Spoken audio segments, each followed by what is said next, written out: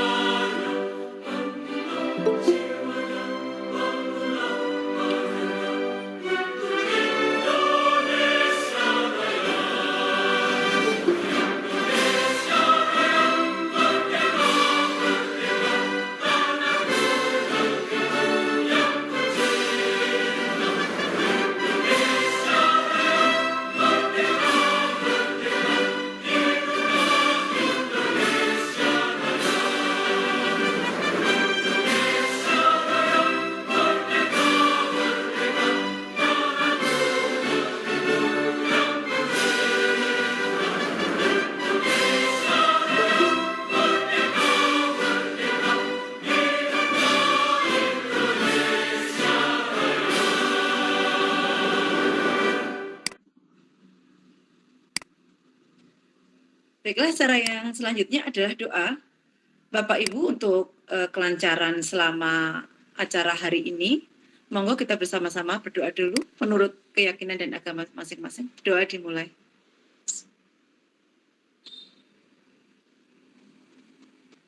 Berdoa selesai.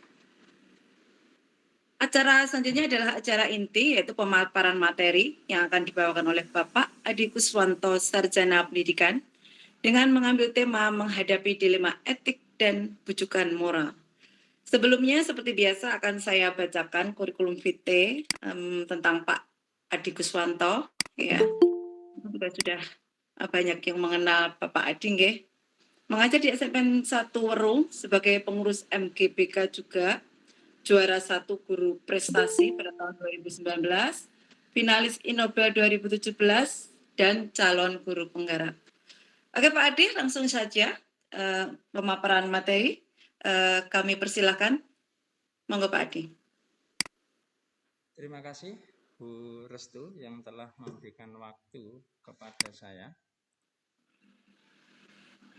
Bapak Ibu, mohon izin saya untuk share screen terlebih dahulu.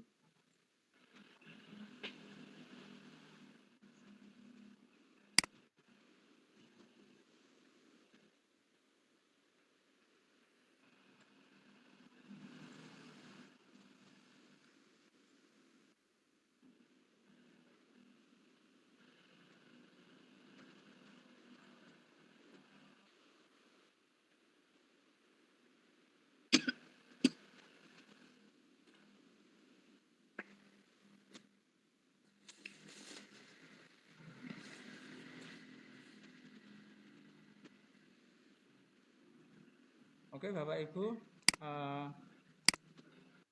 hari ini kita akan belajar bersama-sama berkaitan dengan bagaimana menghadapi dilema etik dan rujukan moral. Jadi saya menyampaikan materi ini adalah salah satu materi yang saya dapatkan di pendidikan guru penggerak. Namun begitu sebenarnya hal ini pasti kita semua sudah pernah mengalami, kita sudah pernah menghadapi satu kondisi yang nanti akan saya bagikan atau saya sharekan atau saya sharing saja. Nah Bapak Ibu, sebelum itu saya akan memutarkan 3 buah video. Mohon maaf ini saya menggunakan 2 laptop karena untuk keperluan perekaman. Saya akan membagikan dulu sebuah video yang Bapak Ibu bisa simak. Sebentar.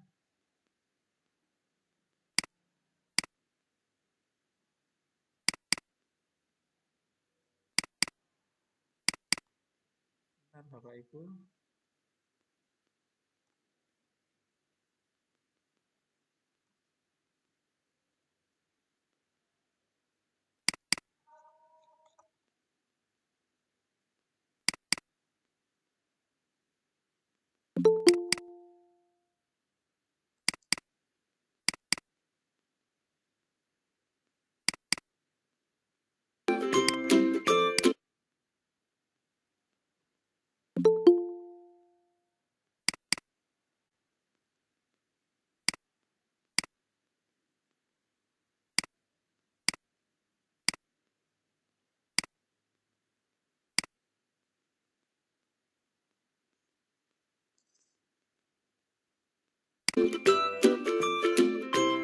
Ini video yang pertama, Bapak Ibu silakan bisa disimak.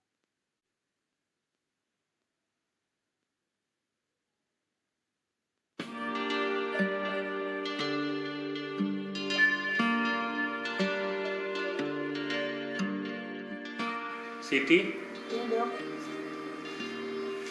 Mbak Siti, ini resep untuk penyakit ibu kamu. Untuk penyakit ibu kamu belum ada obatnya dan harganya cukup mahal. Kamu bisa menebusnya di bagian apotek.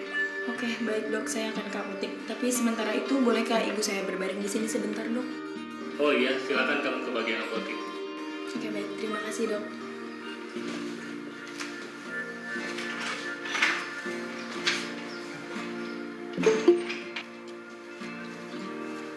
Permisi Pak, Ya, saya mau menebus resep ini. oh ya, bentar ya.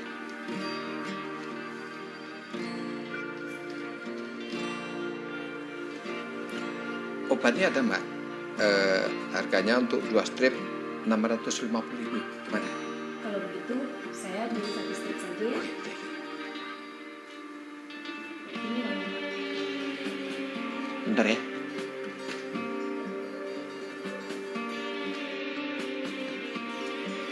Ini obatnya. Ini kembaliannya. Terima kasih Ya, banyak Pak. semoga cepat sembuh. Terima kasih Pak. Oke.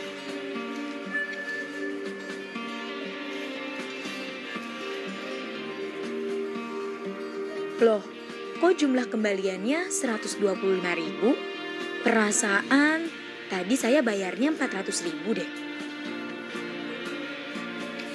Mungkin apotekernya kelebihan 50.000 saat memberikan kembalian. Daripada aku kembalikan, lebih baik kelebihan ini aku pakai untuk membeli obat ibu 1 strip lagi. Toh bukan aku yang salah. Kalau kelebihan uang ini tidak aku kembalikan, pasti apoteker itu harus mempertanggungjawabkan kecerobohannya. Tetapi 50.000 ini bisa menutupi kekurangan biaya untuk membeli obat ibu.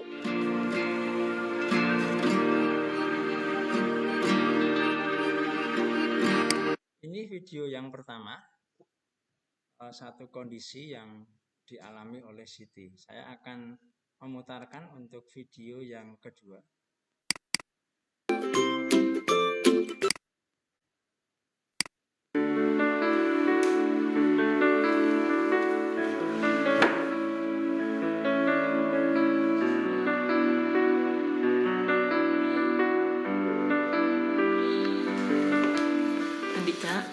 Andika bangun.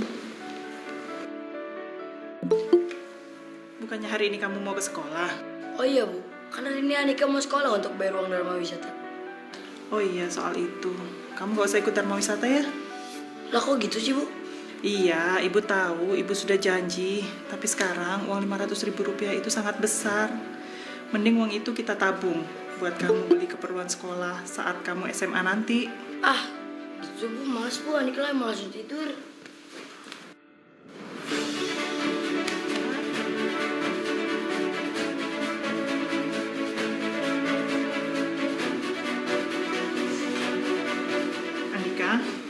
Andika malas Bu, Andika masih mau tidur. Andika, ayo bangun ini. Uang buat kamu bayar Dharma Wisata. Serius Bu? Iya, cepat kamu mandi. Nanti terlambat loh bayar Dharma Wisatanya. Terima kasih Bu. Udah Andika mau mandi dulu.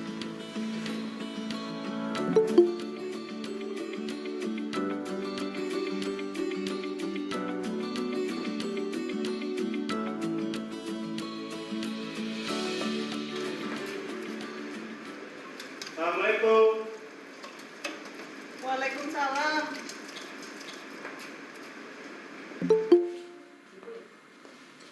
Loh, Bapak kok udah pulang? Tadi Bapak nabrak orang. Masya Allah. Terus, Bapak nggak apa-apa? Bapak sih nggak apa-apa. Cuman orang yang Bapak tabrak minta ganti rugi 1 juta. Kalau nggak Bapak kasih, mau lapor polisi. Terus? Makanya Bapak pulang ini, Bapak mau minta uang yang Bapak berikan ke Ibu kemarin. Masih ada nggak? Aduh, uang itu tadi Ibu berikan ke Andika sebagian buat dia bayar Dharma Wisatanya. Tapi coba Ibu telepon Kak Mona ya. Siapa tahu kita masih bisa pinjam uang. Ibu, Bapak. Ini adalah video yang kedua, Bapak Ibu, berkaitan dengan kasus Andika. Saya akan memutarkan video yang terakhir, yang ketiga.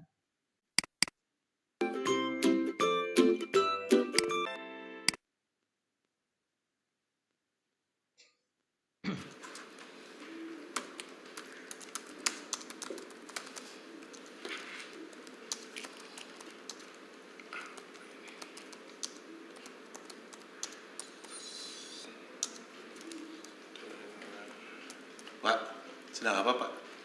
Ini lihat denah. Denah apa itu Pak? Jadi gini, tadi saya berdiskusi dengan siswa kelas 1 bagaimana susunan tempat duduk yang mereka inginkan. Nah, setelah berdiskusi, mereka sepakat bahwa denah ini yang mereka inginkan.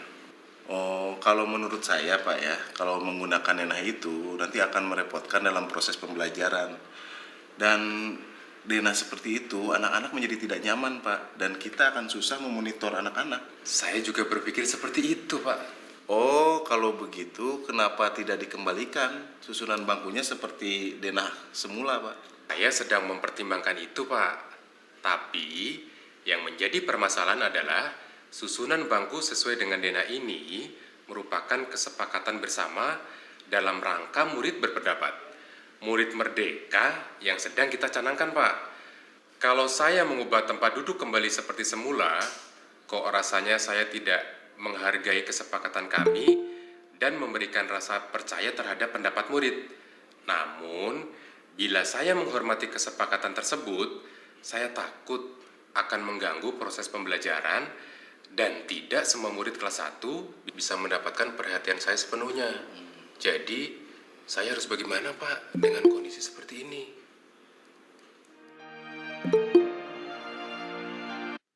Ini adalah video yang ketiga.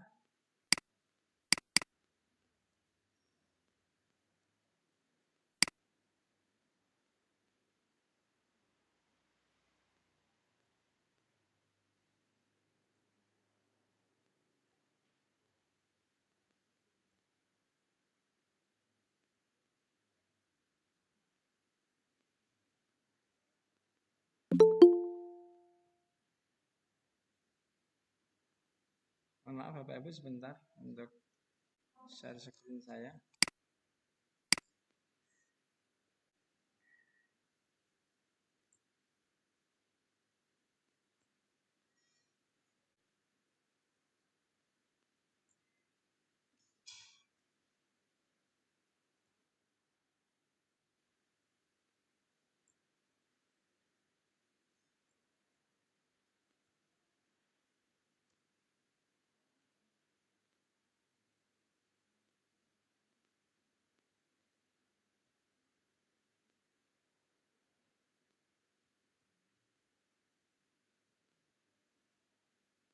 Maaf sebentar Bapak Ibu.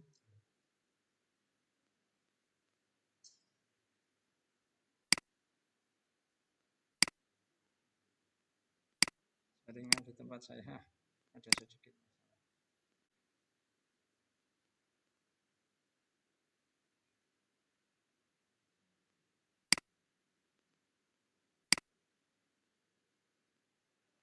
Terus tuh share screen saya kelihatan enggak, Bu? Ini saya enggak. Belum ya? Enggak ada, Pak. Sebentar. Mohon maaf Bapak Ibu. Belum. Di tempat kami ini karena internetnya dipakai. Oh, nah ini baru muncul. Oke, sebentar nggih.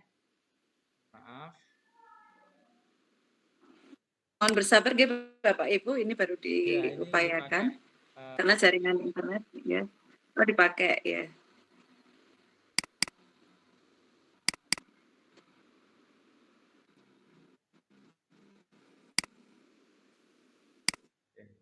Kelihatan ya? Oh, Bapak Ibu? Iya, sampun, Pak. Bagaimana menghadapi dilema etik dan bukan moral? Nah, dari 3 video yang saya putarkan tadi, Bapak Ibu, di sana ada dilema etik dan juga ada yang video bujukan moral. Nanti di materi kali ini saya akan membahas lebih banyak ke dilema etiknya. Jadi namun kita akan singgung sedikit kaitan dengan bujukan moral.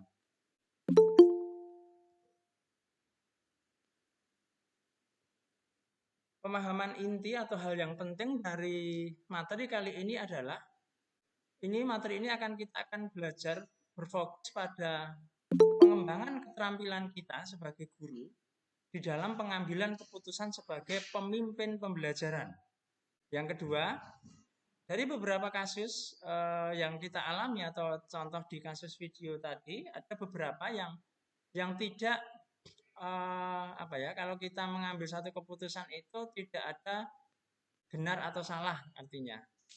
Kemudian pengambilan keputusan yang didasarkan pada nilai-nilai kebajikan universal, kemudian kepentingan murid, juga rasa tanggung jawab. Pemahaman yang selanjutnya bahwa sekolah adalah institusi moral yang dirancang untuk mengajarkan norma-norma sosial. Oleh karena itu, keputusan-keputusan yang diambil di sekolah akan merefleksikan nilai-nilai yang dijunjung tinggi oleh sekolah tersebut dan akan menjadi rujukan atau teladan bagi seluruh warga sekolah. Pendidik adalah teladan bagi murid untuk mewujudkan profil pelajar Pancasila. Pemahaman inti yang selanjutnya, dibutuhkan keberanian dan kepercayaan diri untuk menghadapi konsekuensi dan implikasi dari setiap keputusan yang kita ambil. Karena tidak ada keputusan yang bisa mengakomodasi seluruh kepentingan para pemangku kepentingan.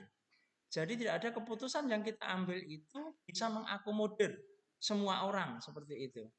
Kemudian diperlukan kejelasan visi dan misi, budaya dan nilai-nilai yang dianggap penting di sekolah agar bisa menjadi acuan dalam pengambilan keputusan. Nah, 9 keterampilan, ini 9 keterampilan kepemimpinan pendukung pemimpin pembelajaran.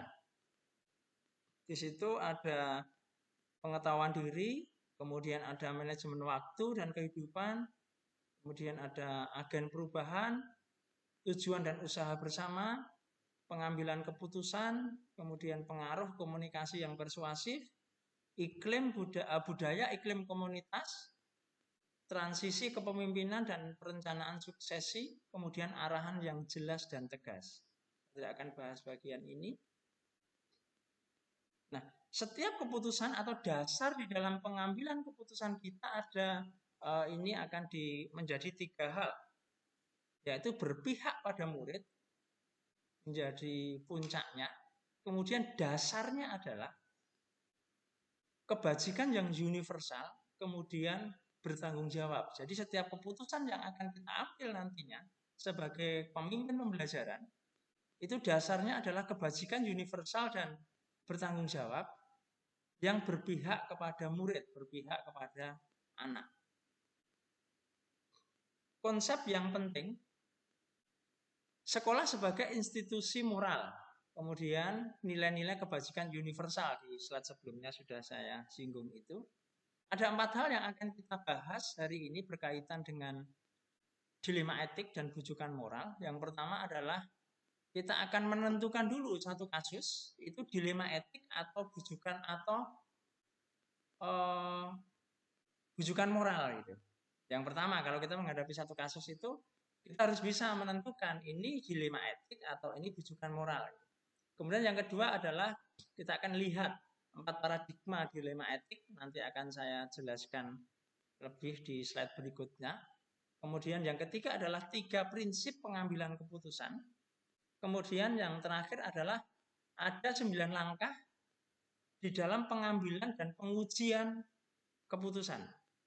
Jadi ini yang akan kita bahas di dalam webinar kita pagi hari ini. Dilema etik dan bujukan moral. Nah, ada perbedaan Bapak Ibu. Kalau saya akan bahas dulu dengan bujukan moral. Di situ ada right, wrong, kemudian ada decision. Artinya ada benar, ada salah, kemudian ambil keputusan. Itu bujukan moral. Jadi jelas. Salah, benar, kemudian kita ambil keputusan. Itu namanya bujukan moral. Jadi kalau kita menghadapi satu kasus, ini salah. Kita sudah tahu bahwa kalau di slide sebelumnya tadi saya memberi dasar di dalam pengambilan keputusan itu adalah kebenaran universal. Kalau kita sudah tahu itu satu hal yang salah, kemudian kita harus memilih ada pilihan yang benar, itu namanya bujukan moral. Mungkin kita sering menghadapi kasus-kasus seperti itu. Kalau dilema etik adalah benar lawan benar. Jadi kedua hal itu sama-sama benar. Jadi kita harus memutuskan mana yang akan kita ambil, mana yang akan kita pilih. Itu namanya dilema etik. Jadi ada perbedaannya. Kemudian kenapa di webinar kali ini saya sertakan dilema etik dan bujukan moral. Artinya biar kita nantinya di dalam pengambilan keputusan itu kita sudah tahu dulu ini dilema etik atau ini bujukan moral itu. Jadi harus tahu dulu. Kalau dilema etik berarti keputusan yang manapun yang kita ambil itu benar. Jadi antara benar dan benar. Kita harus mengambil satu keputusan di antara kedua hal. Tapi kalau bujukan moral, sebenarnya kita sudah tahu. Ada sesuatu yang salah. Kalau dilihat dari kebenaran universal, itu sudah salah. Tapi toh kita diperhadapkan pada satu keputusan tersebut. Nah, itu namanya bujukan moral. Saya akan memberi contoh tadi dari video. Di video yang pertama itu kasus apa tadi? Siti ya kalau nggak salah. Dia orang tuanya sakit, kemudian minta beli oleh dokternya, disuruh untuk menebus obat. Ternyata apotekernya itu memberikan uang kembaliannya lebih 50.000. Nah, di dalam hati Siti tadi dia berpikir, waduh, dia masih punya uang sisa di dompetnya. Kalau ketambahan 50, dia tadi kan dapat resepnya 2 strip, tapi dia dibelikan 1 karena uangnya nggak cukup. Tapi ketika ada kelebihan 50 tadi, seandainya itu dia pakai, maka dia akan bisa beli 1 strip lagi. Nah, ini sudah jelas. Ini namanya bujukan gitu. Karena sudah tahu 50.000 itu walaupun dia mendapatkannya itu bukan kesalahan dia, tetapi kesalahan apoteker tadi, tetapi secara kebenaran universal itu sudah salah kalau dia mengambil uang yang 50.000 itu. Seandainya dia mengambil keputusan mengambil 50 ataupun mengembalikan, harusnya secara kebenaran universal sudah tahu. Nah, ini namanya bujukan. Bujukan moral. Apakah kita mengambil keputusan yang benar ataupun kita mengambil keputusan yang salah. Kalau di dilema etik, contoh dilema etik. Dilema etik yang video yang kedua tadi, Andika. Andika ikut di keputusan di akhirnya ayahnya kecelakaan, menabrak orang, kemudian orang yang ditabrak itu minta uang 1 juta, kemudian meminta ke istrinya untuk uang yang 500.000 tadi untuk dikembalikan, kemarin dikasihkan, padahal sudah dikasihkan di Andika. Nah, ini ada keputusan dikembalikan uangnya, dibalikan ke ibunya agar ayahnya tidak ada masalah, ataupun Andika tetap bayar untuk Dharma Wisata. Kedua keputusan ini sama-sama tidak salah, benar itu. Ketika Andika ikut Dharma Wisata itu benar, tapi seandainya dia mengembalikan uang yang 500.000 dan hari itu dia tidak bisa membayar Dharma Wisata, itu juga bukan keputusan yang salah. Artinya keputusan apapun yang diambil itu benar. Itulah kemudian kenapa disebut atau dikatakan sebagai dilema etika.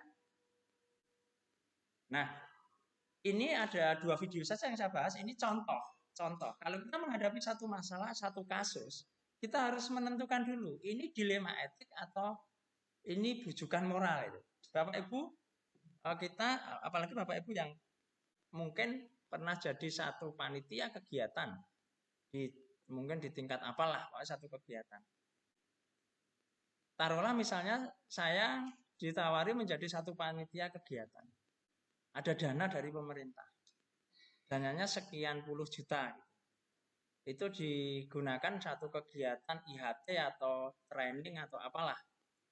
Nah, di dalam juknisnya IHT itu dengan dana segitu akan dilaksanakan 4 hari dengan peserta sekian orang, misalnya 50 orang dilaksanakan 4 hari dengan dana konsumsi, dengan dana narasumber, dengan dana ATK dan lain-lain sudah dibagi habis 4 hari.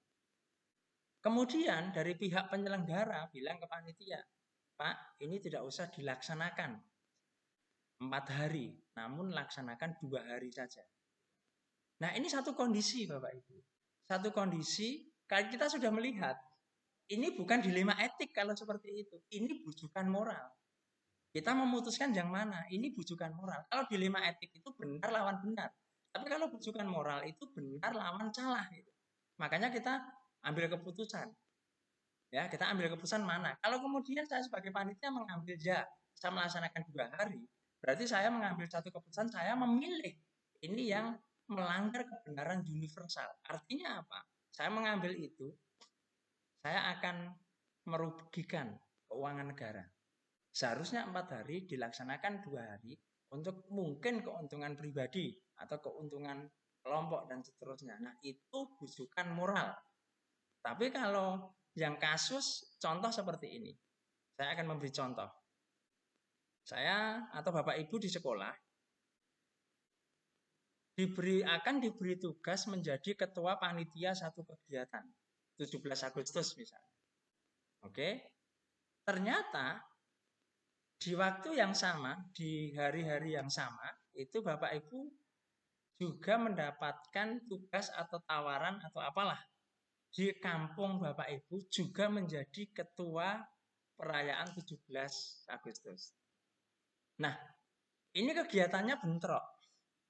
Sama-sama sibuknya. Nah, kalau Bapak Ibu memutuskan menerima yang dari sekolah, kemudian menolak yang dari kampung, itu juga tidak salah. Atau sebaliknya, menolak dari sekolah, menerima sebagai ketua panitia yang dari kampung, itu juga tidak salah. Artinya ini adalah keputusan apapun yang diambil itu benar. Berarti ini dilema etik. Jelas nggih Bapak Ibu? Jadi ada batas yang jelas dulu. Kalau kita mau ambil keputusan, ini masuk ranahnya dilema etik atau ini bujukan. Kalau bujukan itu sudah secara kebenaran universal, itu kita sudah tahu. Taruhlah diperhadapkan pada undang-undang lah, pada aturan yang universal. Kadang-kadang ada aturan yang tidak tertulis yang ada di kelompok atau di satu lingkungan itu saya rasa bukan termasuk kebenaran universalnya. Tetapi yang secara umum, secara universal kita tahu kalau itu salah, tetapi kita harus mengambil satu keputusan. Nah biasanya ini kita terjadi, misalnya di instansi kita atau di instansi yang lain atau di lingkungan kita kadang-kadang ini terjadi. Kita sebenarnya sudah tahu ini bujukan moral, tapi kita juga mengambil keputusan untuk menerima bujukan tersebut. Kita ambil keputusan atau decision-nya, keputusannya itu kita ambil yang wrong. Kalau Bapak Ibu lihat gambar yang sebelah, yang bujukan moral itu kan ada right, ada wrong, ada decision. Artinya ada batas yang jelas keputusannya. Saya mengambil yang salah atau saya mengambil yang benar. Tapi kalau yang dilema etik, saya mengambil ke kanan atau yang ke kiri, itu sama-sama. Bobotnya sama-sama benar. Berarti benar versus benar. Nah, ini penjelasannya. Ketika seseorang harus memilih dan membuat keputusan antara benar dan salah, itu berarti bujukan moral. Jadi kalau Bapak Ibu diperhadapkan pada satu keputusan, ini benar dan salah, berarti itu bujukan. Bapak Ibu sebenarnya sudah tahu, misalnya dalam hati Bapak Ibu tahu itu salah. Kalau saya ambil keputusan itu, saya tahu itu salah, melanggar aturan. Tapi tetap diambil, berarti saya menerima bujukan tersebut. Tapi kalau dilema etik adalah ketika seseorang atau kita harus memilih antara dua opsi di mana kedua-duanya secara moral benar, tetapi kelihatan saling bertentangan. Jadi ada satu kasus kita misalnya sama-sama benar. Tadi misalnya yang kasusnya Andika. Ketika dia mengembalikan uangnya ke ibunya, dia harus tidak merelakan tidak membayar dharma wisata. Kalau dia mengembalikan ke ibunya, ayahnya selamat, tidak dilaporkan ke polisi. Tetapi dia tidak bisa membayar di dharma wisata. Atau sebaliknya, uangnya tadi dipakai untuk bayar dharma wisata, ibunya tidak bisa mencari pinjaman lagi, ayahnya kemudian dilaporkan ke misalnya ke polisi atau proses lebih lanjut. Berarti memang sepertinya satu keputusan sama-sama benar, tetapi ada pertentangan lah, ada pertentangan. Itu yang disebut sebagai dilema etik. Nah ini adalah saat dimana kita harus membuat keputusan antara benar dan benar. Ini yang akan kita bahas. Jadi kita harus bisa mengambil satu keputusan benar dan benar. Lalu bagaimana? Atau hal-hal apa yang perlu kita pertimbangkan pada waktu kita menghadapi dilema etik tersebut. Ini beberapa contoh pertanyaan ya ketika kita menghadapi satu masalah atau satu kasus. Yang pertama, bagaimana cara membedakan bujukan moral dan dilema etik? Jadi tadi sudah saya jelaskan berkaitan dengan kebenaran universalnya. Kemudian dilema etik dan bujukan moral pasti ada dalam sebuah sistem pendidikan saat ini, kita yang alami saat ini. Kemudian siapakah sebenarnya yang paling dimintai pertanggungjawaban terkait keputusan-keputusan dilema etik dan bujukan moral tersebut? Jadi ketika kita ngambil satu keputusan, entah itu dilema etik atau bujukan moral, pasti dalam pertanyaan di dalam hati kita bisa bertanya begini, ini siapa yang paling dimintai pertanggungjawaban? Otomatis seseorang yang mengambil keputusan bisa saja Kalau kita sebagai dalam satu kepanitiaan, mungkin yang akan mengambil tanggung jawab atau yang lebih besar diminta pertanggungjawabannya adalah ketua misalnya. Kalau di instansi sekolah mungkin karena ini mungkin satu instansi, mungkin pimpinannya atau kepala sekolahnya, atau kalau kita berkaitan dengan langsung diri kita sebagai guru, berarti kita yang bertanggung jawab. Jadi kita bisa bertanya seperti itu. Kalau keputusan ini diambil, siapa yang bertanggung jawab? Yang ketiga, terkadang guru sering menghadapi dilema etik antara keluarga dan sekolah. Bagaimanakah cara mengambil keputusan agar guru tetap profesional dalam menjalankan tugasnya? Jadi, antara keluarga dan sekolah, ini yang dilema etik. Bapak Ibu, keluarga dan sekolah itu bisa saja begini. Bisa saja sebenarnya itu bujukan. Kalau sudah bujukan moral, memang melakukan sesuatu yang salah, ya berarti putuskan saja mau mengambil keputusan yang benar atau yang salah. Tetapi kalau yang sama-sama benar, saya mengambil keputusan di sekolah, saya mengambil keputusan di keluarga. Contoh, di keluarga Bapak Ibu ada yang sering dimintai untuk menjadi among tamu. Nah, ini contoh sederhana. Tapi itu adalah jam efektif dalam mungkin mengajar atau masuk kerja. Nah, kebetulan hari itu Bapak Ibu tidak ada jam mengajar. Pertanyaannya adalah, ketika saya tidak masuk dalam jam mengajar, saya tidak masuk, itu kan salah. Tetapi ketika saya masuk, keputusan masuknya itu benar. Tetapi sekarang ada opsi yang kedua adalah menjadi among tamu. Apakah saya mengambil menjadi among tamu dan tidak masuk itu salah?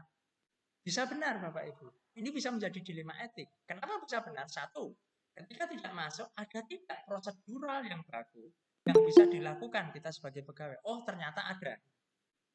Berarti saya tidak masuk itu bisa saya tidak melanggar aturan. Artinya bisa. Artinya boleh saya tidak masuk. Berarti ini benar, saya mengambil keputusan tidak masuk. Saya mengambil keputusan masuk pun juga benar. Nah, ini namanya dilema etik. Nah, itu kita bisa bertanya begitu.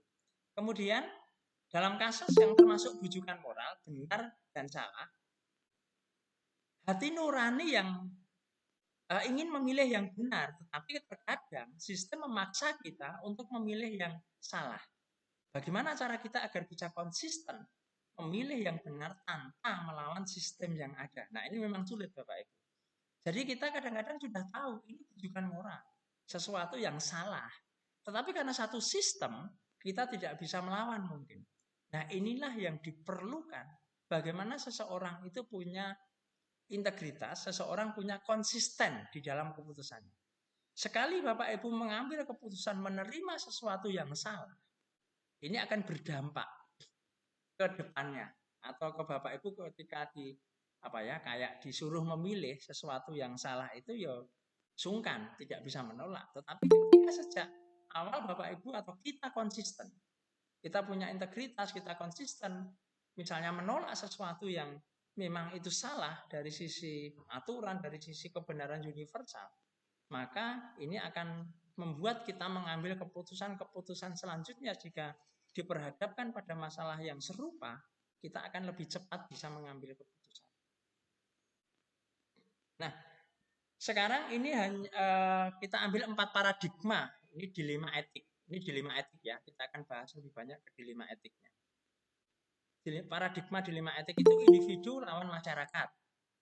Jadi individu lawan masyarakat artinya begini. Mungkin kepentingan individu dan kepentingan masyarakat. Kepentingan individu itu tidak salah. Kepentingan masyarakat juga tidak salah. Kita harus memutuskan atau masuk dilemanya di ranah di paradigma ini atau tidak kalau ada satu kasus. Yang kedua, kebenaran lawan kesetiaan. Kebenaran itu ya betul, artinya ini right, benar. Kesetiaan itu juga satu kebenaran. Berarti benar lawan benar. Kemudian keadilan lawan belas kasihan. Jadi sesuatu kalau diputuskan itu adil, yang satunya adalah belas kasihan. Kemudian jangka pendek lawan jangka panjang. Itu paradigma yang kita bisa gunakan di dalam pengambilan keputusan ketika kita menghadapi dilema etik. Jadi kita bisa mengambil satu paradigma yang menjadi fokus, atau 2 atau bahkan kita punya 4-4-nya. Tetapi biasanya kalau menggunakan 4 paradigma kadang-kadang kita bisa mungkin tidak fokus lah, pengambilan keputusannya bisa terlalu lama. Namun kita bisa menggunakan satu paradigma dalam satu keputusan, satu menghadapi satu dilema tersebut. Kemudian pertanyaan yang penting dari 4 paradigma tersebut di atas. Yang pertama, apakah pentingnya mengidentifikasi paradigma pada sebuah pengambilan keputusan? Jadi ini penting, Bapak Ibu, ketika kita mengambil satu keputusan dalam menghadapi satu dilema etik, mau menggunakan paradigma apa? Oh, ini satu kasus, ini adil, ini satu kasus, ini jangka pendek, ini jangka panjang, atau kaitan dengan paradigma individu lawan masyarakat, keadilan lawan belas kasihan. Nah, kita bisa memilih atau mengidentifikasi kasus yang saya hadapi ini, keputusan yang saya hadapi ini masuk di dalam paradigma yang mana. Saya akan menggunakan paradigma yang mana dalam ambilan keputusan. Dapatkah satu masalah menyangkut beberapa paradigma? Jika ya, maka bagaimana menyelesaikannya? Bisa jadi kita memiliki satu paradigma atau lebih dari satu paradigma ketika menghadapi dilema etik. Kita bisa mengambil misalnya jangka pendek, jangka panjang, paradigma misalnya individu dan masyarakat. Dengan 2 paradigma ini kita akhirnya bisa melihat mengambil keputusannya kayak apa. Apakah ada paradigma selain 4 paradigma dilema etik dalam pengambilan keputusan? Mungkin ada, Bapak Ibu bisa memiliki paradigma-paradigma yang lain. Jadi paradigma itu cara memandang kita lah. Sama seperti ketika kita melihat satu bangunan, seseorang bisa memandang itu punya paradigma memandang dari depan, dari samping, dari atas, atau kita bisa memandang secara sudut yang lain. Itulah paradigma. Bolehkah melibatkan pihak lain dalam membantu menyelesaikan kasus di luar lokasi permasalahannya? Misalnya, permasalahan terjadi di sekolah, namun kita meminta bantuan di rumah dengan anggota keluarga kita. Bisa nggak ketika kita menghadapi satu dilema etik di sekolah, kemudian kita melibatkan keluarga? Misalnya kalau Bapak Ibu di rumah yang ibu-ibu melibatkan misalnya suami, kemudian bapak-bapak bisa melibatkan istri. Kita bisa saja begini Bapak Ibu. Keterlibatannya adalah sejauh mana. Ini penting. Ketika kita mau melibatkan pihak lain, itu sejauh mana ini penting. Apakah orang-orang yang kita libatkan itu betul-betul private atau bisa menjaga seandainya itu menjadi satu rahasia. Nah, kalau keluarga biasanya itu bukan melibatkan secara langsung, biasanya ngasih usul, ngasih saran, ngasih masukan. Keterlibatannya mungkin hanya sebatas itu. Misalnya dengan suami atau dengan istri, kita itu biasanya hanya sampai kepada saran atau masukan atau cara pandang mereka bagaimana. Tidak sampai kepada pengambilan keputusan keterlibatannya. Kalau itu kasus di sekolah. Nah sekarang, selain 4 paradigma, ada 3 prinsip di dalam pengambilan keputusan. Yang pertama adalah berpikir berbasis hasil akhir. Jadi kita punya pemikiran atau pengambilan keputusan itu berpikir berbasis hasil akhir. Yang penting hasil akhirnya nanti kayak apa. Kita mungkin pikirannya kaitan dengan hasil akhirnya kayak apa. Kemudian berbasis peraturan. Diberhadapkan pada aturan. Prinsip berbasis peraturan. Oh, aturannya seperti ini, aturannya seperti ini. Kemudian berpikir berbasis rasa peduli. Itu 3 prinsip di dalam pengambilan keputusan ketika kita menghadapi dilema etika.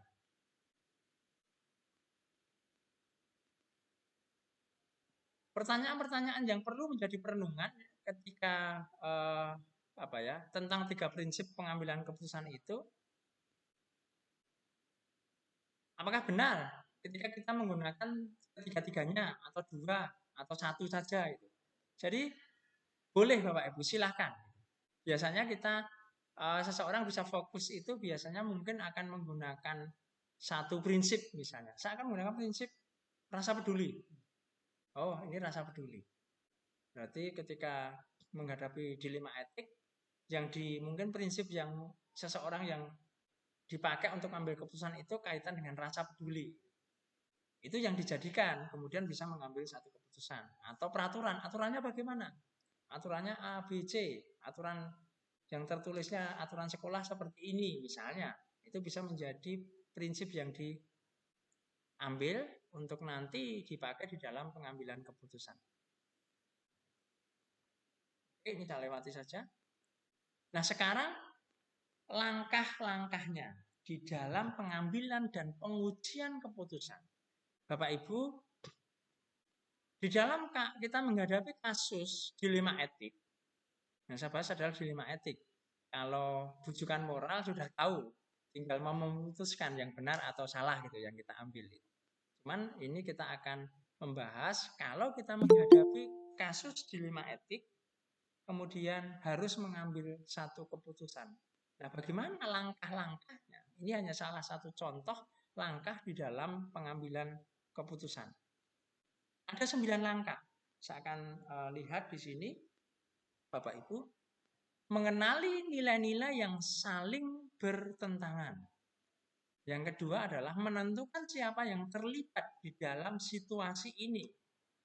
Kemudian mengumpulkan fakta-fakta yang relevan dengan situasi ini. Kemudian pengujian benar atau salah. Kemudian pengujian paradigma benar lawan benar. Kemudian yang keenam adalah melakukan prinsip resolusi. Yang ketujuh, investigasi opsi trilema. Yang kedelapan adalah membuat keputusan. Setelah membuat keputusan, yang terakhir adalah refleksi atau lihat lagi keputusan yang diambil, kemudian refleksikan.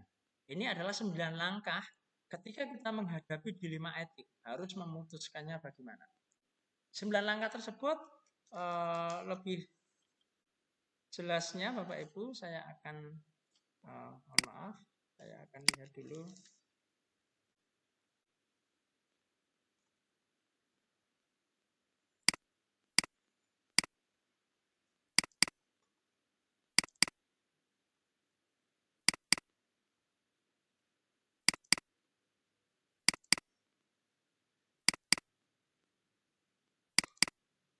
Sembilan langkah tersebut, nanti materi akan saya share semua Bapak Ibu. Yang pertama adalah mengenali nilai-nilai yang bertentangan, yang saling bertentangan. Ini Bapak Ibu, yang pertama ini. Jadi kita kenali dulu, ini nilai-nilai atau kasus yang kita hadapi ini yang saling bertentangan.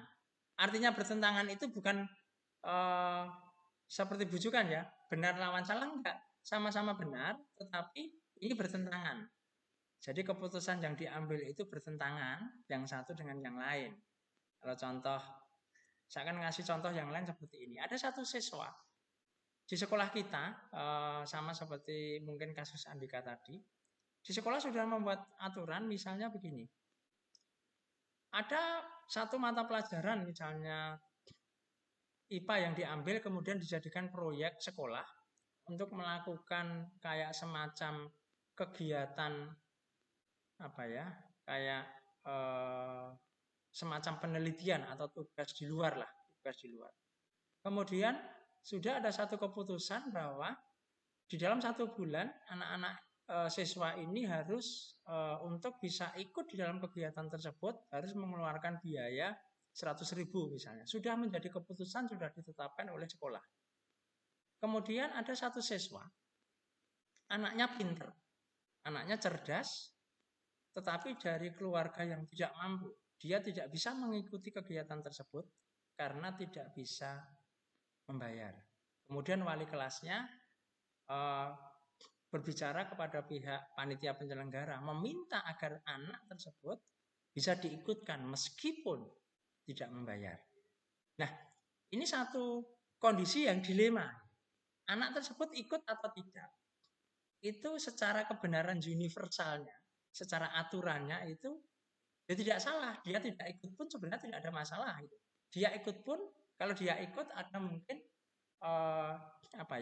baik. Gitu. Tetapi ketika bertentangan dengan begini, satu sudah terjadi kesepakatan. Anak semua siswa harus bayar. Kalau dia ikut, bagaimana siswa yang lain? Apakah tidak terjadi kecemburuan dan seterusnya? Nah ini berarti ada satu yang bertentangan lah. Kalau dia diikutkan ada dilema. Seseorang yang harus membuat keputusan, misalnya ketua panitia itu harus membuat keputusan ini. Ternyata ada wali-wali kelas yang lain juga laporan. Kebetulan yang lain itu siswanya juga tidak siswa yang pintar, yang biasa-biasa saja, tapi tidak mampu. Nah, siswa yang tadi itu siswanya pintar, biasanya cerdas. Kok kemudian ini menjadi dilema. Inginnya yang ini ikut, gitu. Dia bisa diikutkan karena ini mendukung dengan prestasinya, walaupun dia tidak membayar. Nah, ini satu dilema yang dihadapi oleh pengambil keputusan tersebut. Nah, kita harus harus bisa melihat satu masalah itu yang bertentangan yang mana itu kita identifikasi. Kemudian yang kedua, menentukan siapa yang terlibat dalam situasi itu.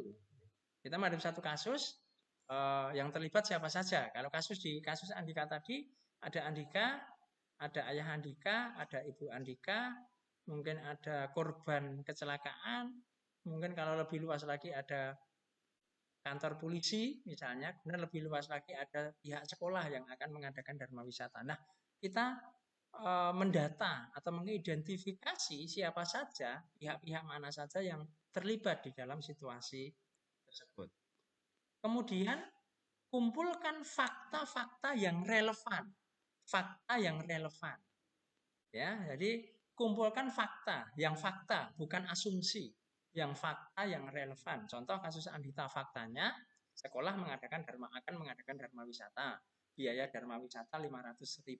Setiap siswa yang harus ikut dharma wisata harus membayar 500.000.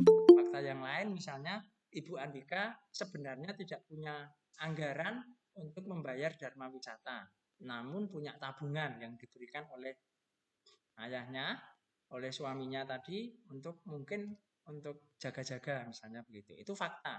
Kemudian fakta yang lain,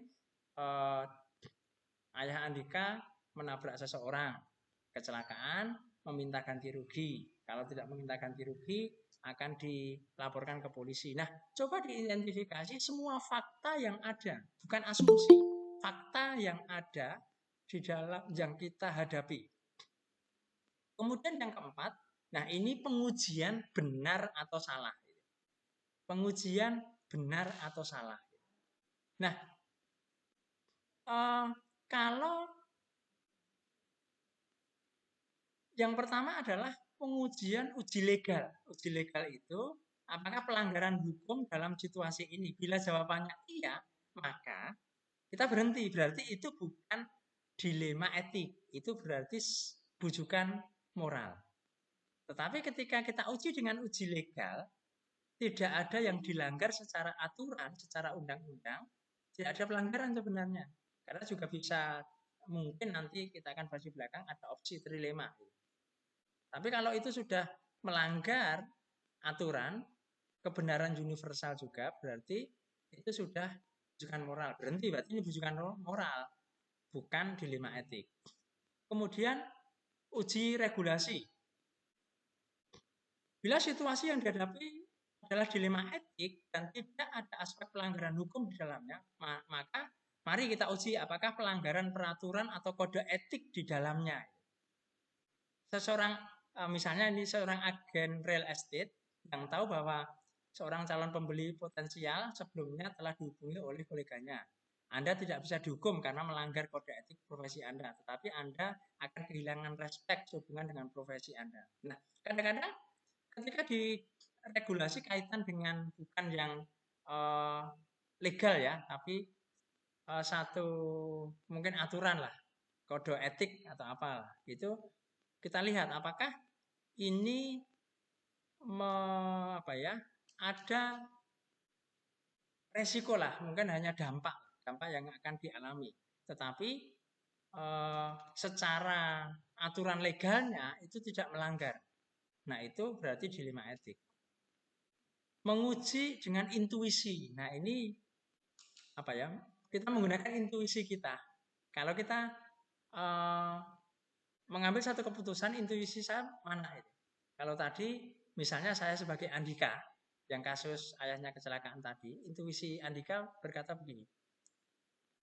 Saya akan memberikan uang saya kepada ibu saya karena saya merasa kalau ini tidak saya berikan, intuisi saya, ayah saya akan mengalami masalah dari sisi hukum, makanya saya berikan. Itu intuisinya.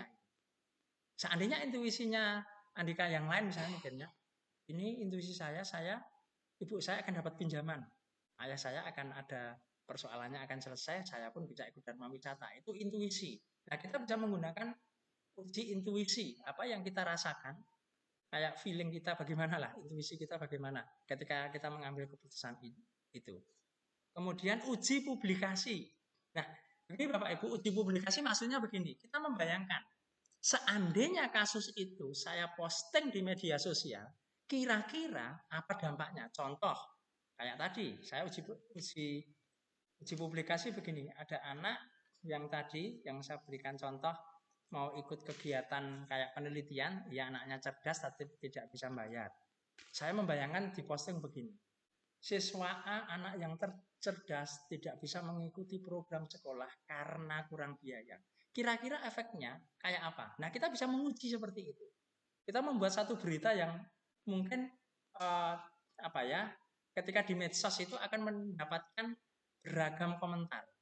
Nah, maka kita akan lihat, oh ya, kalau ini saya posting, siswa yang pinter, cerdas, tidak ikut kegiatan program sekolah karena tidak punya biaya, sekolah tidak mengizinkan, kira-kira respon masyarakat bagaimana?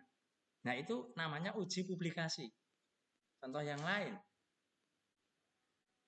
misalnya dengan kasus yang sama, diposting dengan mungkin bahasa yang lain. Sekolah menegakkan aturan berkaitan dengan biaya pendidikan. Sudah menjadi kesepakatan aturan sekolah, siswa yang tidak bisa memenuhi administrasi keuangan, tidak bisa ikut kegiatan, dan sekolah tidak pandang bulu. Nah, kita bisa uji. Seandainya itu kita posting di media sosial, di berita online misalnya, atau di media massa, kira-kira bagaimana ragam komentar masyarakat? Nah, ini yang perlu kita uji. Oh, ternyata kalau itu diposting seperti itu, efeknya jauh sangat negatif misalnya. Itu bisa menjadi pertimbangan nanti di dalam pengambilan keputusan. Sekarang uji panutan atau idola. Maksudnya begini Bapak Ibu, kita masing-masing itu punya satu sosok menjadi panutan kita. Kalau saya punya masalah, misalnya saya selalu datang ke ibu saya datang ke ayah saya datang ke siapalah. Kira-kira idola kita itu kalau menghadapi kasus saya ini atau dilema etik saya ini, dia akan berpikir kayak apa? Dia akan memutuskan apa? Oh, dia akan memutuskan ini. Nah, itu kita mencoba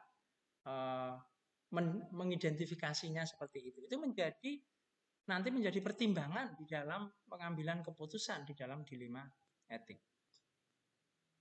Oke. Bapak Ibu, nanti di materi Bapak Ibu bisa baca lebih jelas. Uji publikasi, misalnya, itu biasanya kita akan melihat hasil akhirnya. Kalau itu diposting, hasil akhirnya misalnya tadi kasus saya tadi, si A tidak diikutkan dalam kegiatan program sekolah, kayak penelitian itu karena tidak ada biaya, padahal dia cerdas. Itu hasil akhirnya kan. Nah, kemudian ketika diposting, ragam komentar masyarakat bagaimana. Yang perlu dicatat dari kelima uji keputusan di atas tadi, ada 3 uji yang sejalan dengan prinsip pengambilan keputusan, yaitu intuisi, publikasi, dan panutan. Kalau yang atas tadi yang legal itu kan sudah jelas, kalau itu sudah melanggar aturan berarti itu bukan dilema etik, tapi sudah rujukan moral. Kita putuskan saja, saya mau mengikuti atau saya tidak. Itu kan keputusannya kita. Itu tidak dilema sebenarnya kalau seperti itu. Bukan dilema etik maksud saya.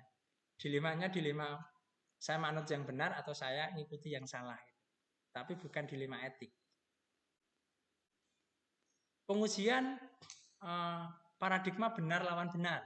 Seperti atas yang tadi saya jelaskan, individu lawan masyarakat, keadilan lawan rasa kasihan, kebenaran lawan kesetiaan, jangka pendek lawan jangka panjang.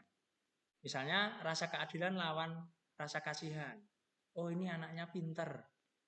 Kasihan kalau dia tidak ikut program sekolah ini. Siapa tahu ketika dia ikut program kayak penelitian itu, dia semakin pinter lagi, bisa nantinya ke depan bisa mewakili sekolah, ikut lomba-lomba dan seterusnya. Kasihan kalau dia tidak ikut. Atau keadilan. Ini harus adil. Sekolah tidak boleh pandang bulu, entah itu orangnya pinter atau tidak, karena sudah ditetapkan kalau dia tidak memenuhi administrasi secara keuangan, maka juga harus adil. Dia tetap tidak bisa ikut. Nah, itu berarti pengujian paradigma benar lawan benar. Tidak salah juga ketika misalnya siswa itu tidak diikutkan, tidak salah. Itu juga satu keputusan yang atau kondisi yang benar. Mengikutkan pun juga satu keputusan yang benar juga, tapi berkaitan dengan mungkin rasa kasihan. Yang dipertentangkan kondisinya adalah rasa kasihan dan keadilan tersebut. Tiga prinsip yang di atas tidak saya ulangi, basis akhir, peraturan, dan rasa peduli. Investigasi opsi trilema, artinya begini, dalam mengambil keputusan seringkali ada dua pilihan yang bisa kita pilih. Terkadang kita perlu mencari opsi di luar dua pilihan yang sudah ada. Nah, maka kita akan bertanya kepada diri kita, muncul tidak satu opsi atau pilihan yang lain selain dua pilihan tadi? Ada tidak? Nah, kita harus muncul satu pemikiran-pemikiran yang kreatif.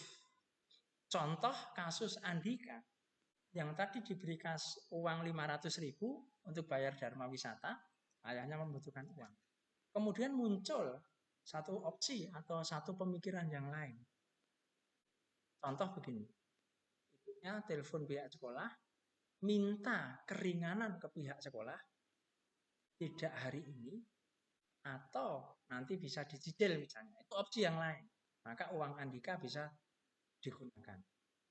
Atau opsi yang lain adalah karena tidak memang mungkin di sekolah memang sudah tidak bisa ditolerir, misalnya opsi yang lain adalah mendatangi korban kemudian kayak bernegosiasi lagi atau bagaimana. Nah, artinya begini, ada satu keputusan yang harus kita ambil, kita harus berpikir kreatif opsi-opsi yang lain yang bisa dilakukan apa. Satu keputusan yang kita ambil, dari dua keputusan itu ternyata kita menemukan muncul satu ide-ide baru, kreatif, yang ternyata itu bisa justru win-win atau keduanya itu bisa jalan. Bisa saja terjadi. Ketika memilih salah satu, tidak ada opsi trilema, opsi yang lain, itu pun juga benar. Memilih opsi yang kedua juga benar. Tapi mungkin ada opsi trilema atau satu keputusan yang kita ambil itu berdasarkan kreativitas kita berpikir yang sebelumnya tidak terbersit pikiran tersebut. Kalau contoh tadi kan mungkin hanya contoh-contoh sederhana. Oke Bapak Ibu, nah setelah ketujuh langkah itu, langkah yang terakhir adalah kita membuat keputusan. Bagaimana kita membuat keputusan? Kita lihat kalau ini kan mungkin kalau kita nanti bisa mempraktikkan itu awalnya mungkin kita punya tulisan-tulisan lah. Kayak kemarin saya di guru penggerak itu dicatat semua dicatat. Kasusnya seperti ini, pihak yang terlibat seperti ini dan seterusnya sampai opsi trilema, kemudian decision atau membuat keputusan baru dicatat.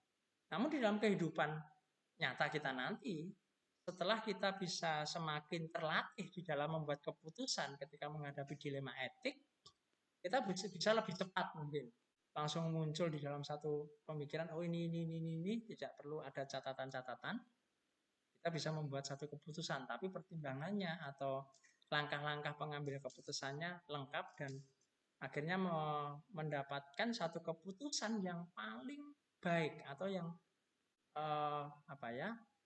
kalau Bapak Ibu lihat di awal tadi ada segitiga, kalau kita di sekolah itu adalah kebutuhan siswa kita yang menjadi hal yang menjadi puncaknya, itu yang akhirnya itu yang akan terpenuhi, itu yang akan membuat keputusan kita itu paling tepat lah, atau bahasa lainnya bisa seperti ini Bapak Ibu.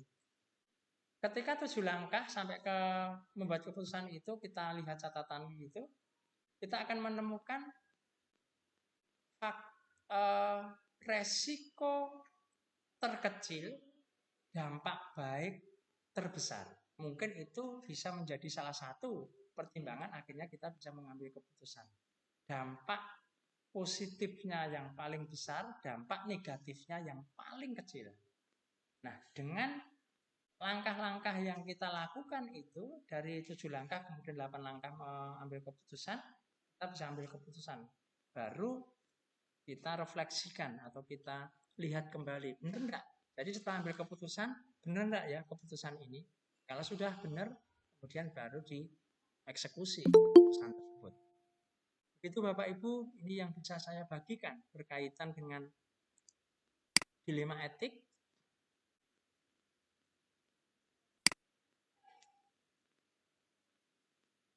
Yang perlu diingat bahwa 9 langkah pengambilan keputusan ini adalah panduan, bukan sebuah metode yang kaku dalam penerapannya. Jadi, kalau nanti Bapak Ibu baca-baca dari materi yang saya berikan ini hanya sebagai contoh satu panduan, bukan metode yang kaku dalam penerapannya. Pengambilan keputusan ini juga merupakan keterampilan yang harus diasah agar semakin baik. Semakin sering kita berlatih menggunakannya, kita akan semakin terampil dalam pengambilan keputusan. Hal yang penting dalam pengambilan keputusan saat kita menghadapi dilema etik adalah sikap yang bertanggung jawab dan mendasarkan keputusan pada nilai-nilai kebajikan universal. Terima kasih Bapak Ibu, ini yang bisa saya sampaikan berkaitan dengan materi dilema etik. Waktu selanjutnya saya kembalikan ke Bu Restu. Monggo Bu Restu. Ya, terima kasih Pak Adi. Demikianlah pemaparan materi yang disampaikan oleh Bapak Adi Kuswanto, di mana Bapak Adi ini menyampaikan bagaimana kita menghadapi beberapa contoh kasus keseharian kita dan bagaimana pengambilan keputusan yang terbaik. Monggo Bapak Ibu yang mau bertanya atau sharing-sharing, silakan. Waktu kami persilahkan kepada Bapak Ibu yang ingin bertanya atau sharing-sharing. Mic dan chat sudah saya buka Bapak Ibu, silahkan bisa langsung digunakan. Monggo Bapak atau Ibu.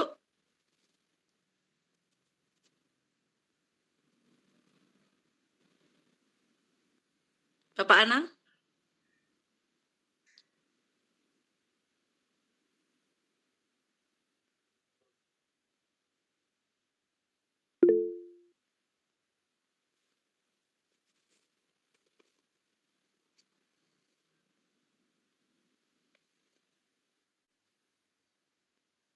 Monggo Bapak Ibu, ada yang ditanyakan?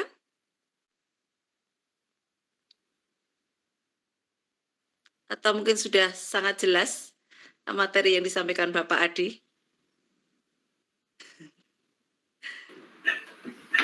Sugeng Enjang. Sharing aja.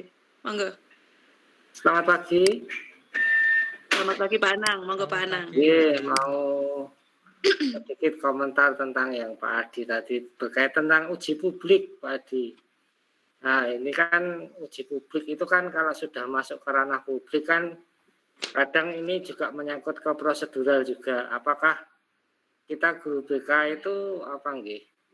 Sebelum uji publik harus kita konsulkan dulu terlebih dahulu atau bagaimana untuk yang uji publik terutama untuk yang dilema etik itu tadi. Terima kasih. Oke, terima kasih Pak Anang. Jadi kelihatannya salah persepsi Pak Anang. Jadi uji publikasi artinya kita tidak mempublikasi. Cuman kita berpikir, membayangkan seandainya itu saya publikasi gitu Pak Anang. Jadi tidak kasusnya saya publikasi langsung gitu. Tidak. Jadi saya membayangkan masalah ini ketika saya itu kan uji publikasi. ketika saya publikasi di medsos, kira-kira nanti komentar masyarakat itu kayak apa gitu, bukan langsung dipublikasi gitu. Jadi kan kita bisa membayangkan, seandainya tadi kasus tadi anak pintar tidak bisa ikut program sekolah, wah mungkin akan banyak yang mengkritik sekolah, mengkritik guru dan seterusnya misalnya. Nah kita mendata itu, jadi bukan langsung menguji dipublikasi gitu, tidak. Sama seperti uji legal tadi, tidak langsung dilaporkan ke polisi atau apa, enggak. Jadi kita menguji di tempat kita sendiri, artinya membayangkan seandainya keputusan itu atau seandainya kondisi itu saya publikasikan, saya berikan menjadi di media sosial, kira-kira gitu. Jadi gitu nggih Pak Anang. Jadi bukan ini langsung dipublikasi, tidak. Itu tidak. Jadi hanya uji saja. Artinya uji itu kita membayangkan kalau seandainya masalah itu kita publikasikan, kira-kira komentar yang muncul positif, negatif itu kira-kira kayak apa ya? Mungkin seperti itu Pak Anang bisa menjawab. Kalau kaitan dengan langsung mempublikasi, jelas kita tidak bisa seenaknya. Nanti ada undang-undang ITE, ada kaitan dengan instansi, ada kaitan dengan kita kode etik kita. Itu kan berhubungan dengan hal tersebut. Karena apalagi kita guru BK gitu. Guru BK jangankan diuji publik, kita bicara kepada orang lain saja kita tidak diperkenankan. Kita misalnya ada satu masalah walaupun bukan kaitan dengan kesalahan, bahkan itu ya hal yang benar saja, kita kan sebagai guru BK juga nggak bisa. Seandainya kita cerita pun kan biasanya kita pakai inisial kasus gitu. Inisial kasus, kita tidak menyebut orang kan. Jadi seperti itu Pak Anang. Jadi bukan langsung melempar di publik, itu tidak. Jadi hanya diuji saja kira-kira kayak apa. Terima kasih Pak Adi, pencerahannya jadi lebih jelas dan lebih terang nih tadi. Terima kasih Pak Adi. Oke, sama-sama. Ya, terima kasih Pak Anang. Monggo Bapak Ibu yang lainnya bisa sharing-sharing di sini, ditanyakan.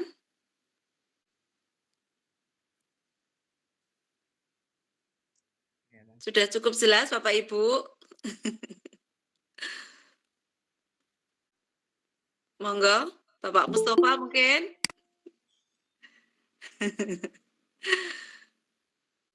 Bapak Sugeng.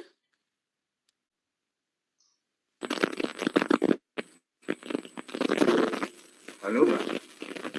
Nggih, monggo Bapak. Bapak Mustafa nggih. Jadi Bapak langsung mohon Bapak. Tadi saya tidak sudah di kolom chatting itu ya, sambil kerja ya. Ini Mas Adi ya. Hanya ini barangkali yang kita akan bagaimana kita menyikapi seorang konselor.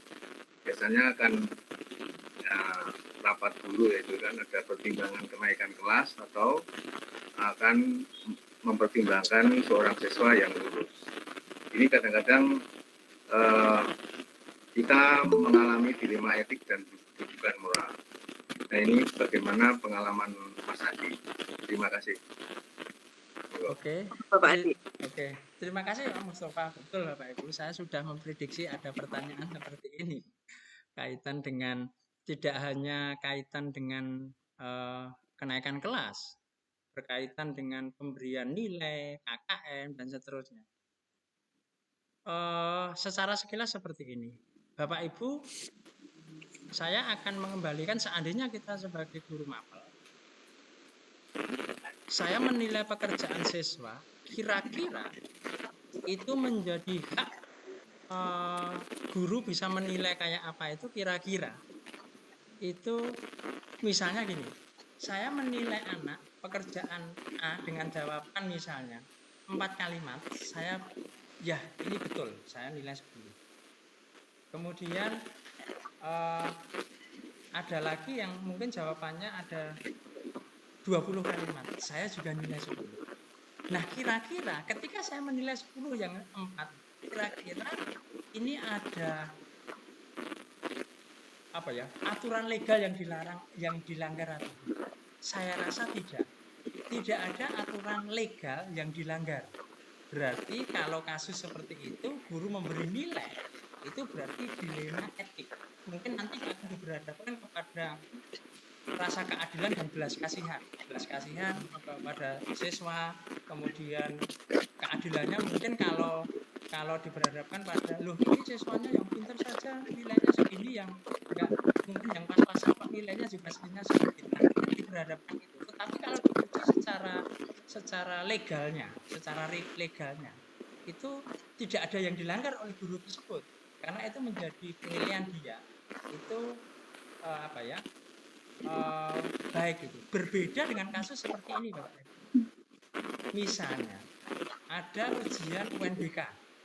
Nah, dulu pada UNBK ada yang namanya nilai murni. Nilai murni sudah muncul seperti itu, sekolah tidak bisa apa-apa kan. Nah, mungkin kita itu menjadi salah satu tim tingkat nasional yang mengolah nilai, misalnya gitu ya. Ini saya hanya berandai-andai. Kemudian saya diperhadapkan oleh seseorang yang punya kuasa, saya pengen SMP X ini nilainya jadi berubah sekian. Nah, itu bukan dilema etik, itu bujukan moral namanya. Jadi itu bujukan moral, jelas melanggar, sudah ada aturannya, saya melanggar undang-undang ITE dan seterusnya. Itu melanggar. Nah, sekarang saya akan kembali ke kenaikan kelas dan ke kelulusan. Apalagi sekarang kelulusan yang sekarang ini full kayak anaknya sekolah. Saya matikan dulu mic-nya Pak Mustafa ya, karena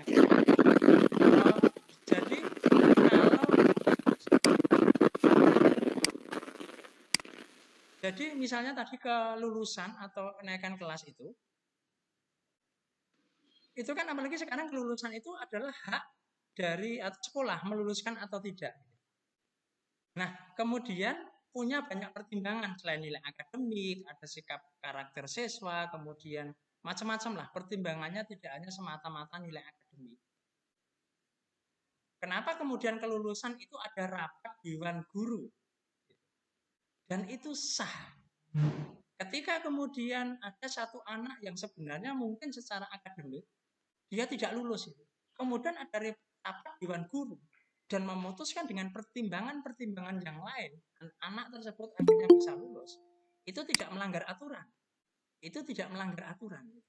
Jadi secara legalnya diizinkan, rapat dewan guru diizinkan, ada pertimbangan yang lain, dan ketika itu ditanyakan gitu, ini pertimbangannya A, B, C, D. Kalau seandainya ditanya, loh nilainya bagaimana? Nilainya seperti ini, kenapa dia kemudian mendapatkan tambahan nilai? Dia punya kelebihan A, B, C, sehingga guru yang bersangkutan bisa memberikan nilai lebih. Nah, itu berarti akan dilema etik. Benar itu. Siswa tersebut tidak lulus, juga tidak salah. Siswa tersebut lulus pun juga tidak salah itu. Mungkin dipublikasi, uji publikasi. SMP Negeri 1 Weru ada 2 siswa tidak lulus tahun ini. Kira-kira bagaimana? Kemudian ada publikasi lagi. SMP Negeri 1 Weru 100% lulus. Itu uji publikasi. Seandainya itu diposting kayak apa. Jadi sebagai guru BK kalau ada rapat seperti itu kita memberikan data dulu. Memberikan data kondisi siswanya kayak apa. Kan keputusannya adalah rapat dewan guru. Jadi seandainya kita, misalnya begini, kita memutuskan, saya keberatan kalau si A ini misalnya saat ini naik kelas. Tidak apa-apa, kita sampaikan itu. Tidak. Di tempat kami beberapa kasus seperti itu. Tidak naik kelas, ya tidak naik kelas. Tidak naik kelas. Kemudian rapat dewan guru menyetujui, tidak naik kelas, akhirnya juga tidak naik kelas. Siswa tersebut tidak naik kelas atau mengulang di jenjang yang saat ini ada. Jadi seperti itu Pak Mustafa. Jadi kalau menurut saya itu dilema, kecuali saya merubah mungkin data. Wah siswa ini karena pengen sekolah kemana, ujiannya ketuaan, kemudian dirubah datanya, atau ketika masuk ke SMA mau jalur lingkungan, jalur zonasi, koordinatnya diubah, didekatkan dan rumahnya jauh. Nah itu sudah uji legalnya itu sudah melanggar. Kalau itu berarti secara aturan undang-undang ITE misalnya gitu itu sudah melanggar. Jadi itu bukan dilema etik kalau kondisi-kondisi itu. Tapi kalau yang secara kebenaran universalnya, secara anunya sebenarnya nggak salah. Rapat dewan guru punya keputusan dan itu bisa betul dan benar. Nanti kan tercatat juga berita acara. dari rapat Dewan Guru itu berita acara keputusannya apa. Begitu Pak Mustafa, bisa memberi pencerahan, mungkin Bapak Ibu yang lain bisa memberi pandangan. Terima kasih. Bagaimana Pak Mustafa? Sudah bisa menerima atau mungkin mana Pak? Terima kasih ya, itu artinya secara normatif, ya, secara normatif memang begitu ya. Jadi kita mestinya ada beberapa kendala yang pada prakteknya, kendala ya mohon maaf itu mungkin karena secara keinginan pribadi seorang guru. Jadi kalau secara pribadi konselor itu bagi saya memang harus bagaimana kita bisa membantu secara maksimal. Ini ada tanda kutip biasanya masing-masing guru secara pribadi yang menghambat kita. Nah, dalam hal ini perlu satu keputusan dan kebijakan dari kepala sekolah. Nah, oleh karena itu biasanya kita dimintai pertimbangan. Mesti kalau ada kasus seperti itu mesti kita dimintai pertimbangan. Yang mana materi ini sangat baik sekali untuk nanti kalau ada masalah yang barangkali menimpa. Nah, dengan harapan pada intinya sebetulnya bagaimana kita bisa berlaku adil jadi terhadap berbagai macam kasus itu sehingga kita bisa menempatkan diri yang sebaik-baiknya. Itu saja masukan saya. Terima kasih Mas Adi. Terima kasih Bapak Mustafa atas pertanyaan dan sharingnya. Ada lagi Bapak Ibu yang mau bertanya atau sharing di sini? Baik, saya rasa cukup ya Pak Adi juga. Karena waktu sudah hampir jam 11, kita akhiri acara webinar pada hari ini. Kita akhiri dengan bacaan Alhamdulillah bersama-sama. Alhamdulillahirrahmanirrahim. Semoga webinar hari ini bermanfaat dan menginspirasi kita semuanya. Wassalamualaikum warahmatullahi wabarakatuh. Oke, terima kasih Bapak Ibu untuk partisipasinya. Mohon Bapak Ibu bisa menyalakan kameranya biar ada di rekaman. Nanti kalau Bapak Ibu lihat di YouTube itu kelihatan.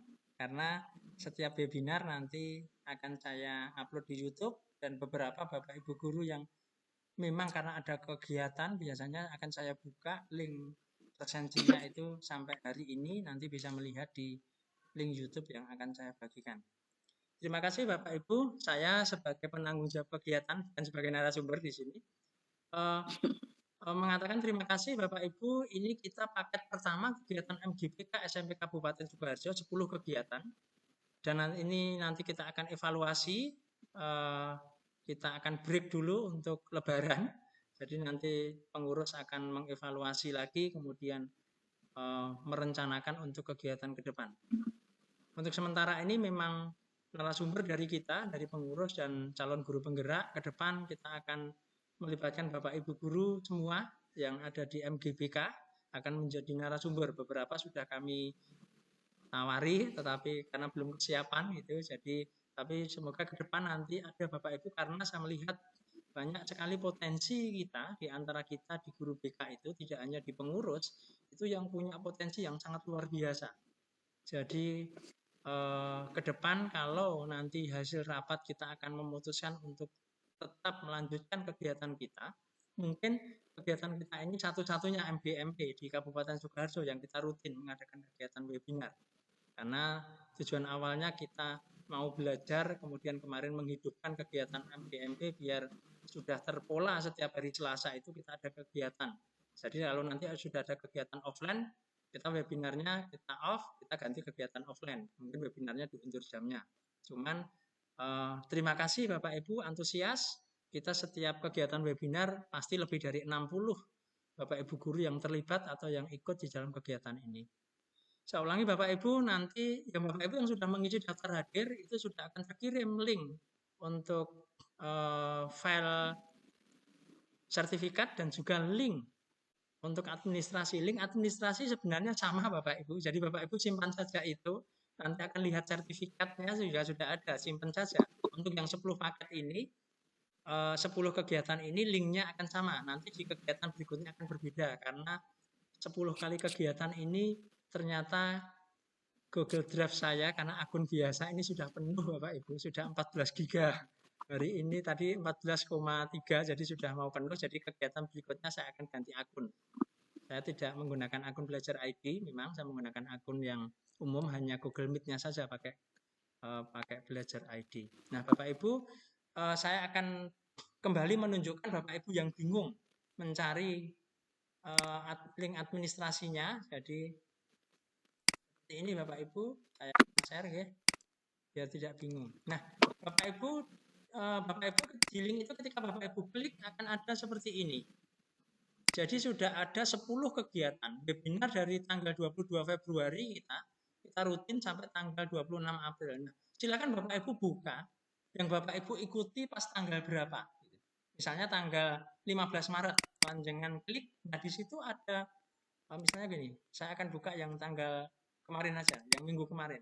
Bapak Ibu di situ akan ada file laporan, contoh ya, itu contoh laporan Bapak Ibu, karena di sini juga ada peserta dari kabupaten yang lain, karena ada beberapa kabupaten laporan pengembangan diri itu jika sama persis, itu akan ditorek atau akan ditolak oleh penilai. Harus ada perbedaannya, mulai dari mungkin kata pengantar, isian, ataupun kesimpulan. Kalau materi mungkin sama, karena peserta di sini ada kabupaten lain juga, jadi Bapak Ibu bisa diedit. Silahkan diedit, kemudian ada contoh, ada flyer, ada undangan. Undangan itu ada 2 Bapak Ibu. Bapak Ibu yang bukan guru BK, Bapak Ibu gunakan undangan peserta umum yang digunakan untuk lampiran. Tapi Bapak Ibu yang guru BK, Kabupaten Sukoharjo, mungkin menggunakan undangan peserta. Itu isinya nanti guru BK.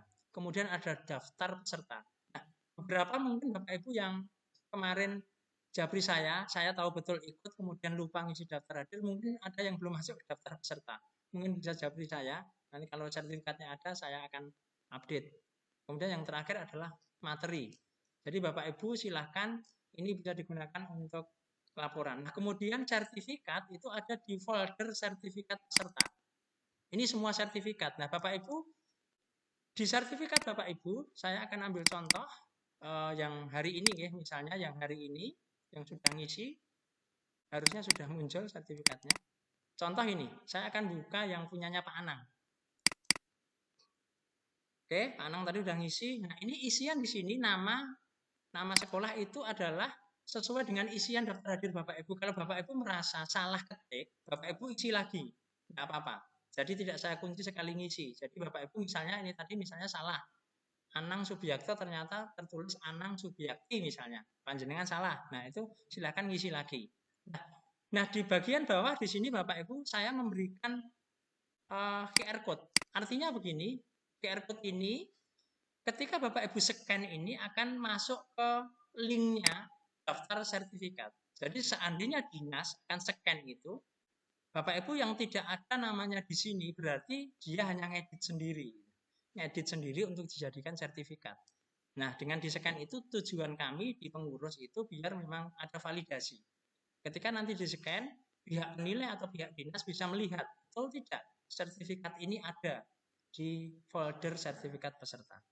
Begitu Bapak Ibu penjelasan dari saya, semoga ini membantu. Jadi Bapak Ibu yang sudah merasa mengisi daftar hadir, tidak dikirim ke email Bapak Ibu karena mungkin salah email, Bapak Ibu langsung buka di link administrasi ya. Di link administrasi. Jadi link administrasinya Bapak Ibu lihat mungkin di email yang sebelumnya, atau kalau yang guru BK di Sukoharjo lihat di deskripsi grup. Kalau guru yang lain yang mungkin pertama kali ikut, Bapak Ibu bisa japri saya, nanti akan saya berikan link administrasinya, tinggal dilihat. Terima kasih Bapak Ibu atas partisipasinya. Sampai jumpa di waktu setelah Lebaran nanti, kita mungkin akan mengadakan webinar lagi. Terima kasih Bapak Ibu, sampai jumpa. Selamat melanjutkan aktivitas kembali. Terima kasih.